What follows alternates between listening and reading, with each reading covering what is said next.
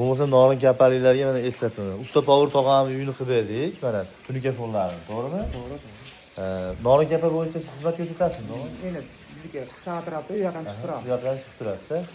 Xo'p, mana shu inson taniganlar kelib uyini bemalol ko'rib olsa bo'laveradi. Biz ishimizga qiziqqanlar bo'lsa, mana shu xonadonimizni mana polniy tunuka fonlarini cho'tki qilib bitkizib berganmiz. Xudo xolasa, narxlari ham juda ham zo'r. Atiga 14,5 million atrofida tarnovlari bilan birgalikda chochsiz tarnovlar qo'yilgan xonadonimizga eski holatidan yangi holatiga xudo xolasa go'zal qilib olib kelganmiz mana.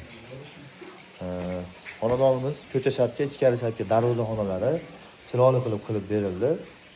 Hozir eslatib o'tamiz, 1 kvadrat tunikamizni 135-140 mingdan qilyapmiz. Hamma xarajat ichida. Ya'ni uyingiz holatiga qarab narx-navolarni gaplashamiz akalar. Faqat ishlatilgan materialni kvadratiga, joyni kvadratiga hisobga olmaysizlar. Sababi joyda tekis holatdagi kvadratdan tunikaning bukilishi, qarilishi, ustma-ust qatilishining hisobiga ko'proq material ketadi. Sizlar ketgan materialning kvadratiga pul berasizlar.